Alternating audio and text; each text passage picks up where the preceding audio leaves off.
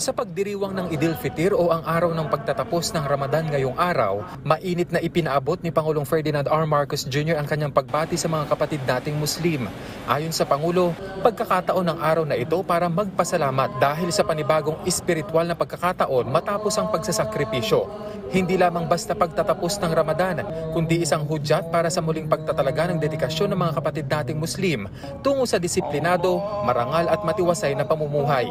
This sacred occasion of spirituality and festivities is a solemn time to thank the Almighty for the many blessings that have been bestowed upon us and to ask for His continued guidance and providence as we proceed in our life's journeys.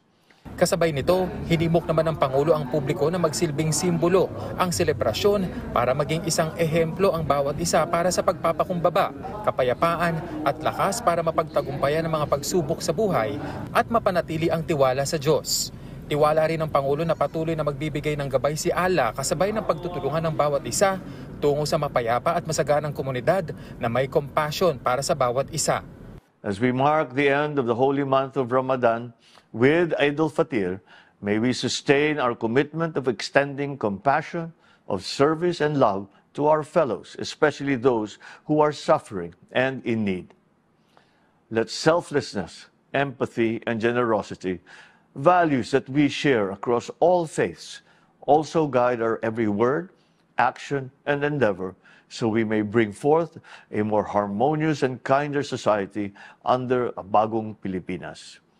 Sa harap naman anya ng iba't ibang paniniwala at filosofiya, umaasa ang Pangulo na mananatiling nagkakaisa ang lahat para sa pagkamit ng mas progresibo at matibay na bansa. Binigyang diin pa niya ang kahalagahan na manaig ang pagmamahalan sa kabila ng pagkakaiba-iba kung saan madadaig ng pananampalataya ang pagdududa at takot, habang ang pagkakaisa ay mas malakas kumpara sa dibisyon at hindi pagkakasundo. Nagpahatid din ng mainit na pagbati sa mga kapatid nating Moro si Vice President Sara Duterte at ipinaabot ang kanyang pakikiisa sa naturang selebrasyon. Anya, isang inspirasyon sa nakararami ang dedikasyon at pananampalataya ng mga Muslim.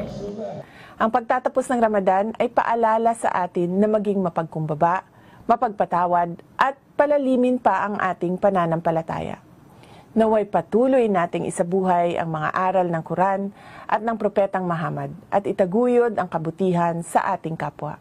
Binigyang diin din ni VP Sara na sa kabila ng nagkakaibang pananaw, dapat bigyang halaga pa rin ang pagkakaisa, paggalang at pagmamahal sa bayan.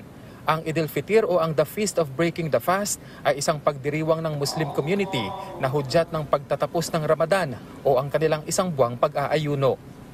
Kenneth Pasyente para sa Pambansang TV sa Bagong Pilipinas.